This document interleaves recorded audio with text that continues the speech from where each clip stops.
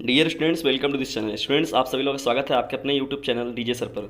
Class 12th के जो बच्चे हैं, नागरिक शास्त्र का पेपर में दीर्घ उत्तरी जो प्रश्न है गुट निरपेक्ष आंदोलन, तो यह वीडियो उनके लिए बहुत ही इंपॉर्टेंट होने वाला है, क्योंकि इसमें गुट निरपेक्ष आंदोलन से रिलेटेड हम लोग पूरी की पूरी बातें करने वाले हैं। तो चलिए आइए देखते हैं हम लोग गुट निरपेक्ष आंदोलन अगर यदि आपको दीर्घ उत्तरी में पूछता है तो उसमें आपकी कौन कौन सी हेडिंगें बन सकती हैं। तो गुट निरपेक्ष आंदोलन का मतलब क्या है, इसकी स्थापना कब हुई थी। तो इसकी जो नींव पड़ी थी तो बताया गया कि सन 1961 में, और ये बेलग्रेड में बना था। इसकी स्थापना का नींव वहीं पर रखा गया था। तो इसकी स्थापना का श्रेय भारत के प्रथम प्रधानमंत्री पंडित जवाहरलाल नेहरू, यूगोस्लाविया के ब्राज टीटो एवं मिस्र के गमाल अब्दुल नासिर को जाता है। यानी इसकी स्थापना में मुख्य रूप से अपना योगदान किसने किसने दिया है।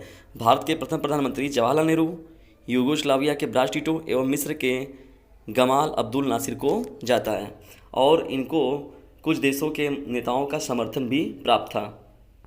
डियर स्टूडेंट्स, वीडियो में आगे बढ़ने से पहले यदि वीडियो को आपने लाइक और शेयर नहीं किया तो इसे ज़रूर कर दें। और जो हम लोग की सेकेंड हेडिंग बनती है कि गुट निरपेक्ष आंदोलन का अर्थ क्या है, वास्तव में गुट निरपेक्ष आंदोलन क्या कहता है, इसकी परिभाषा क्या है। इसका अर्थ है विभिन्न शक्ति गुटों से अलग रखते हुए अपनी स्वतंत्र निर्णय नीति एवं राष्ट्रीय हित का ध्यान रखते हुए न्याय का समर्थन करना है। यानी क्या कहा जाता है, गुट निरपेक्ष का मतलब कि किसी देश के भी पक्ष में न रहते हुए अपने आप को निष्पक्ष रखना।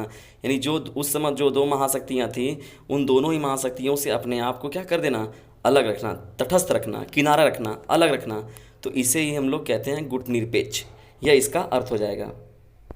डियर स्टूडेंट्स, नागरिक शास्त्र के महत्वपूर्ण प्रश्नों की श्रृंखला को यदि आपने अभी तक नहीं देखा है तो आप जाकर देख सकते हैं।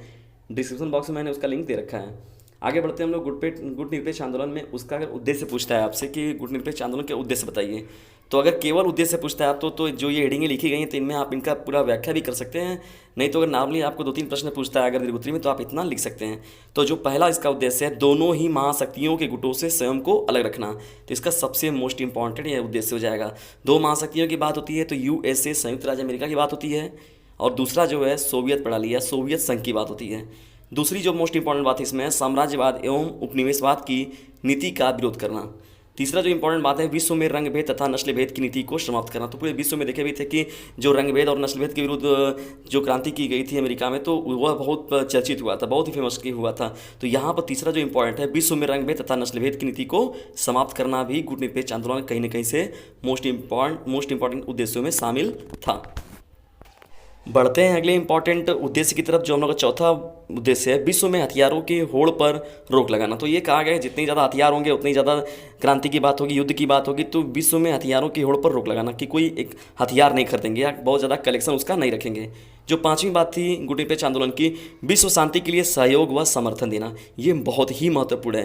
यानी कि विश्व शांति के लिए सहयोग एवं समर्थन देना गुट निरपेक्ष आंदोलन का देखा जाए तो परम उद्देश्य है। छठवीं बात किया जाए तो एक नई अंतर्राष्ट्रीय आर्थिक एवं राजनीतिक व्यवस्था स्थापित करना। तो छठवीं जो मोस्ट इंपॉर्टेंट इसका उद्देश्य हो जाएगा, एक नई अंतर्राष्ट्रीय आर्थिक एवं राजनीतिक व्यवस्था को स्थापित करना भी इसका यह एक महत्वपूर्ण उद्देश्य था। यदि बात करें गुट निरपेक्ष आंदोलन के अगले हेडिंग की, तो मुख्य तत्व क्या है। अगर अति लघु में या तो आपके दीर्घ उत्तरी में भी पूछता है कि गुट निरपेक्ष आंदोलन के मुख्य तत्वों की बात करिए, तो देखिए मुख्य तत्वों में अगर हम बात करते हैं तो जो पहली बात आती है उसमें स्वतंत्र विदेश नीति। विदेश नीति का मतलब क्या होता है, इसके थ्रू एक कंट्री से दूसरे कंट्री के बीच में जो नीति बनाई जाती है, व्यापार को लेकर, किसी भी प्रकार के रोगों को लेकर, किसी प्रकार समझौता को लेकर, मतलब पूरी आर्थिक क्रियाकलाप, सामाजिक और आर्थिक क्रियाकलाप को लेकर एक देश से दूसरे देशों के बीच विदेश नीति बनाई जाती है। तो जो पहला इसका मुख्य तत्व होगा स्वतंत्र विदेश नीति, और दूसरा जो इसका मोस्ट इंपॉर्टेंट रहेगा मुख्य तत्व शांति की नीति का समर्थन करना। शांति की नीति का समर्थन करना, देखिए शांति की बात बार बार की जा रही है कि युद्ध न करते हुए शांति से रहना, मतलब मिलजुल कर रहने की बात कर रहा है, किसी एक पक्ष में ना होकर निष्पक्ष रहना। तो शांति की नीति का समर्थन करना। डियर स्टूडेंट्स, जब ये गुट निरपेक्ष आंदोलन बनाया गया तो मैंने पहले ही बताया कि दो महाशक्तियाँ थी, दो गुट थे। तो आइए जान लेते हैं कि वो दो महाशक्तियाँ या दो गुट कौन थे। तो ये अति लघु के लिए भी आपके लिए बहुत ही इंपॉर्टेंट है। जो पहली बात थी इसमें यूएसए, संयुक्त राज्य अमेरिका एक गुट था। दूसरी बात थी सोवियत संघ, जिसे हम लोग सोवियत प्रणाली भी कहते थे, और जिसमें कि मुख्य रूप से हम लोग रसिया की बात करते हैं, सबसे बड़ी कंट्री निकल कर आई वहाँ से, रूस की बात करते हैं। तो ये जो दो थे, दो महाशक्तियों में पूरा का पूरा विश्व जो था बटा हुआ था। आइए बात कर लेते हैं गुट निरपेक्ष आंदोलन के प्रथम सम्मेलन की। तो यहाँ कहा गया कि वर्ष 1961 में, मैंने बताया भी था कि जो इसकी स्थापना का वर्ष भी कहा जाए तो एक तरीके से गुट निरपेक्ष आंदोलन की स्थापना का जो वर्ष है 1961 है, और ये जो स्थान है बेलग्रेड में हुआ था। तो वर्ष 1961 में बेलग्रेड में हुए गुट निरपेक्ष देशों के प्रथम शिखर सम्मेलन में केवल 25 देशों ने भाग लिया था। 25 देशों ने केवल पहली बार जब हुआ था सम्मेलन तो उसमें भाग लिया था। कब? 1961 के बेलग्रेड नामक स्थान पर। तो भाग लिया था कितने देशों ने? 25 देशों ने। जबकि वर्तमान में इसे सदस्य देशों की संख्या कितनी है? 120 है। ये बहुत बड़ी बात है, मतलब ये एक बहुत ही महत्वपूर्ण गुटनिरपेक्ष आंदोलन है जिसमें कि इनके सदस्य देशों की संख्या ही बता रही है कि ये कितना प्रमुख आंदोलन धीरे धीरे बनता चला गया पूरे इंटरनेशनल लेवल पर।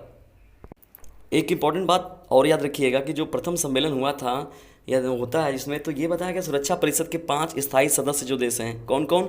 अमेरिका, चीन, रूस, ब्रिटेन और फ्रांस में से कोई भी इसका सदस्य नहीं है। यानी गुटनिरपेक्ष जो आंदोलन है उसमें उसके सुरक्षा परिषद के जो 5 स्थायी कौन कौन से देश हैं? अमेरिका, चीन, रूस, ब्रिटेन और फ्रांस। तो इनको कहा गया सुरक्षा परिषद के 5 स्थायी देश हैं और ये जो हैं गुटनिरपेक्ष आंदोलन के सदस्य देश नहीं है। ये बहुत ही इंपॉर्टेंट पॉइंट है किसमें? गुटनिरपेक्ष आंदोलन के लिए। डियर स्टूडेंट्स, गुटनिरपेक्ष आंदोलन की जो मोस्ट इंपॉर्टेंट आखिरी हम लोग की हेडिंग है और महत्वपूर्ण हेडिंग में अगर बन सकता है आपका उपसंहार या आधारभूत मूल्य क्या है इसके, हम लोग उसके बात करते हैं कि गुटनिरपेक्ष आंदोलन के निष्कर्ष क्या है। तो अगर बात किया जाए इसके आधारभूत मूल्य या तो निष्कर्ष के बारे में, तो वर्ष 1912 में हुए तेहरान सम्मेलन, यानी तेहरान में जो सम्मेलन किया गया था, कब? वर्ष 1912 में। तो इसकी सदस्यों की संख्या यानी सदस्य देशों की संख्या 120 थी, 120 हो चुकी थी, जो इसकी सार्थकता का परिचायक हैं। मतलब कि ये जो आंदोलन कितना ज़्यादा सार्थक हुआ इसका परिचय इसी से पता चलता है कि 25 सदस्य देश से 120 सदस्य देश बन चुके हैं। अतः उपरोक्त बातों से कहा जा सकता है कि गुटनिरपेक्ष आंदोलन शीत युद्ध के समाप्त हो जाने के पश्चात भी प्रासंगिक है। ये एक बहुत ही महत्वपूर्ण टॉपिक है। गुटनिरपेक्ष आंदोलन शीत युद्ध के समाप्त हो जाने के पश्चात भी क्या है? प्रासंगिक है। और उसकी प्रासंगिकता का जो सबसे बड़ा श्रेय जाता है उसके देशों की संख्या जाती है कि सभी देश झुकाव दिखा रहे हैं किसकी तरफ? गुटनिरपेक्ष आंदोलन के सदस्यता को ग्रहण करने के लिए। तो लगभग जो 120 देश का तेहरान सम्मेलन में शामिल हो चुके थे। तो डियर स्टूडेंट्स, ये रहे आपके दीर्घोत्तरी प्रश्न में मैंने एक प्रश्न जो गुटनिरपेक्ष आंदोलन को शामिल किया है। ऐसे ही मैं दीर्घोत्तरी प्रश्नों को आपको इंपॉर्टेंट रूप से देता रहूँगा, एक प्रश्नों की श्रृंखला। यदि वीडियो आपको पसंद आता है तो इसे लाइक करें, शेयर करें और चैनल पर नए हैं तो सब्सक्राइब करना बिल्कुल भी ना भूलें। और एक बात मोस्ट इंपॉर्टेंट याद रखिएगा, आप लोगों ने अपनी स्टडी को कम कर दिया है। कृपया अपनी स्टडी को बढ़ाएं। आपको स्टडी करने की ज़्यादा ज़रूरत है। आप लोगों को लगता है कि टाइम टेबल नहीं आ रहा है या एग्ज़ाम होने की नई संभावना है, कई प्रकार के आपके कोरोना कई स्टेटों के बारे में जानकारी, लेकिन तो उसको आप छोड़ दीजिए ना। आप अपनी तैयारी को नियमित रूप से जारी रखें क्योंकि एग्ज़ाम आपका कब हो जाएगा यह कोई नहीं जान रहा है। इसलिए और गवर्नमेंट आपको जब पहला टाइम टेबल आया था उसमें आपको 20 दिन 25 दिनों का टाइम टेबल बना था, 28 दिनों का। जो दूसरा टाइम टेबल आया उसमें 20 से 22 दिन का समय था। अब तीसरा टाइम टेबल जब आएगा तो उसमें बहुत कम समय रहेगा, लगभग 10 से 12। हो सकता है कुछ ऐसे भी पेपर होंगे जो कि आपके रेगुलर करा दिए जाएंगे, मतलब आज पेपर है तो कल भी पेपर है। इसलिए आप अपनी तैयारी को नियमित रूप से करें। Thanks for watching this video.